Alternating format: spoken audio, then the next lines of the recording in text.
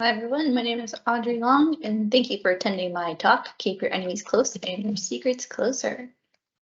So a little bit about me. I'm a senior security software engineer at Microsoft. I work in the CSE, Commercial Software Engineering Organization, where I help people onboard their applications, ideas, any kind of hard challenges onto the Azure platform. So with that, I'm a bit of an application software engineer and a security architect. Besides that, I have my bachelor's of science degree from the University of Cincinnati. I recently obtained my master's of science in cybersecurity degree from Johns Hopkins University. And at Microsoft, I am a diversity and inclusion ambassador. Some fun facts about me. I think a hot dog should be classified as a sandwich, and I'm also a PC gamer. So today we're going to talk about security tooling. This slide demonstrates some of the repercussions of not practicing good security hygiene. Data breaches are unfortunately not uncommon, and there are around 30,000 attacks on websites per day. A data breach can have a significant effect on both a company's public image and their customers' welfare. Many of these are easily preventable by introducing secure code hygiene into most pipelines. It's a serious issue, and it costs about $6 trillion worldwide that has been reported in 2021. And credential scanning could be a potential solution to mitigate against this. So my organization is comprised of many software engineers compared to security engineers. I'm sure that that's pretty common in regards to lots of us security engineers across the world. Both software and security engineers have to have a common understanding of each industry practice so that we're on the same page. There is a need for tooling which should be easy to understand and easy to use for developers. The tooling has a need to be modular as well, so they can be swapped in as they are created and updated, and new tools are discovered throughout time. Security is dynamic, so we need to scale dynamic solutions.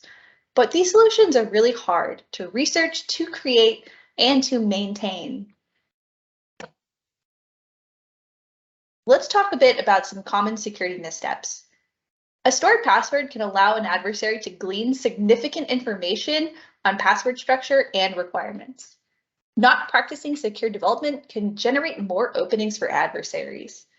Strong, sensitive information in open source repositories can also lead to insights for malicious activities because they allow adversaries to see how the code base functions and which vulnerabilities can be exploited by looking at those libraries. The reuse of passwords is also very common in IoT devices today. So that's where most of these credential hijacks are actually occurring, or in IoT or manufacturing type environments. Trying to tack on security at the end of a project is unfortunately very common.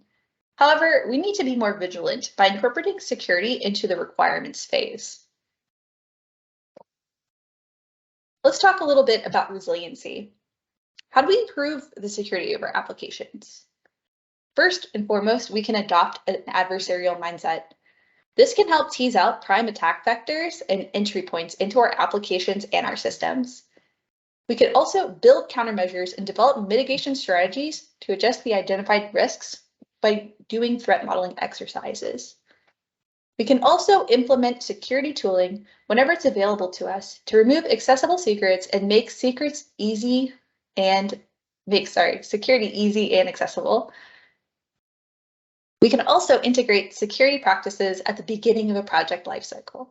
In the long run, baking in security is going to be more cost effective. Let's talk a little bit about the intersection between software and security. That intersection generally is referred to as DevSecOps, where we are, as security engineers, both in the development lifecycle and the operations lifecycle, and ensuring that security is baked in throughout every phase of this process. DevSecOps is a step into the right direction in regards to bridging the gap in the intersection between software and security. However, it's not the only way. These two areas also tend to be very siloed, security and software engineering. And there's not much explicit understanding between these two. To remedy this, we need to field a shift left, both in requirements phase as security engineers and to inhabit the software space to better understand and work directly with software engineers and the projects that they work on. DevSecOps is essentially the addition of security layer on the normal DevOps pipelines. And with our injection in this pipeline, we can ensure that security is baked in all the time. Learnings from practicing becoming more in the software-minded space will also lead to discovery and prevention of attack vectors within software projects. So DevSecOps is a step in the right direction to bridge the gap between security and software. However, more needs to happen. Is there one tool to rule all of the security scanning in a project? There is no single tool, unfortunately. Many tools are needed to cover all the scenarios: static code analysis, dynamic code analysis, infrastructure as code, credential scanning, container scanning, open source scanning. The list goes on. There's so many scanning solutions out there that are needed to cover the basis of your whole project. In this instance, I needed to create a credential scanner, and I had to have a way in order to put this in the environment that I'm working in that does not have perhaps very many accessible tools available to me. So I created a wrapper around Yelp Detect Secrets. It's created by Yelp, and this is an open source tool that you can go out and use right now. However, it's not just a wrapper around Yelp Detect Secrets. What I ended up doing was I took this credential scanner that I really enjoyed, and I made it really easily and accessible into Azure DevOps pipelines.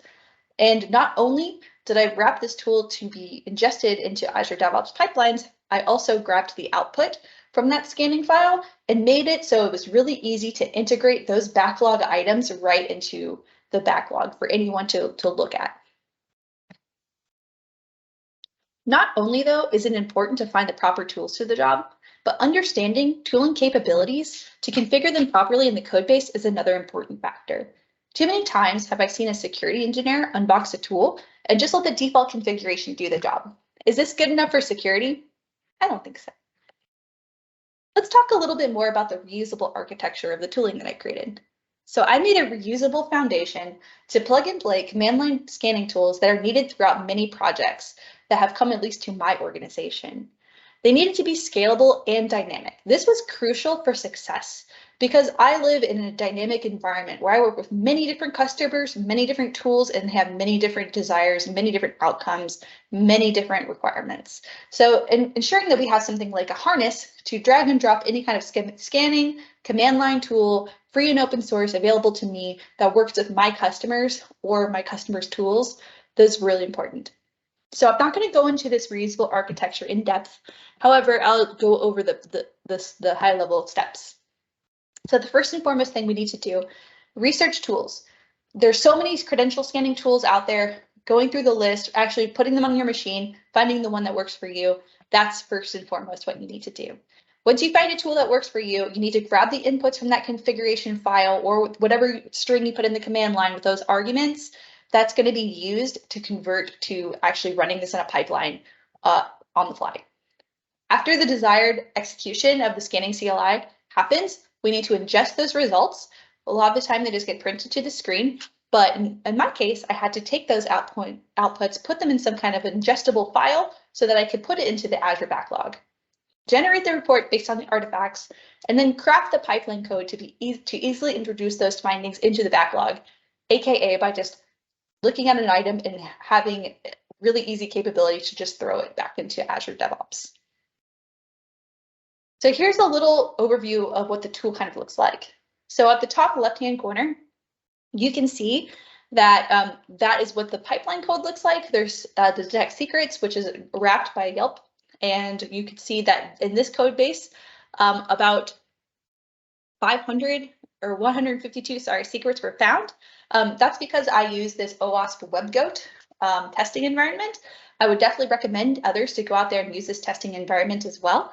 It's a vulnerable web application, which contains very many fun secrets, and I loved to use this as a baseline to test any kind of a scanning tool. And what I really wanted to, put your attention towards is also that box in the right-hand side. So here is how I made my tool configurable for my users. So this is just one example of what you could do for your users to give them the interface to how they can run this command line tool within Azure. And you know, what I'm trying to sell here, I'm not trying to sell a tool. I'm just trying to sell you the idea of making a tool much easier to use in any kind of environment that you're in to help, you know, you and your users use the tools that are easy for them. Basically, we want security to be easier, not harder. And one thing that I really wanted to point out here is that we have the word list file. Now, a word list also can be otherwise known as a blacklist or a whitelist. And one important thing I wanted to, you know, showcase here is that we don't like to use the language black and white list. That's definitely old school language and it's not very inclusive. So what we should do moving forward as engineers and as security representatives and just as good humans is start to use the words allow list and disallow list. That really starts here with you. And I would love if anyone took any takeaways from this talk is to start changing your language within the workspace. Now here's another example of how you can take those objects and then easily just inject them in the backlog to create the bugs that you see at the bottom there. You just find the thing that was failing and then you can easily create a bug. And that's, in my opinion, really easy to use. Anyone will use it. And then you'll always have something in the backlog to represent your secret. And thank you guys so much. I am going to just kind of go through these slides a bit. The evolution, we need to have a better, you know, union of both software and security development. There needs to be better integration between this for all levels of development and for understanding. And we need to scale and develop security practices, solutions, and tooling more standardly so that we can have more of an outcome, more of an impact throughout the industry. Thank you guys so much. Here's my LinkedIn, and I would love to connect with you. Have a wonderful day.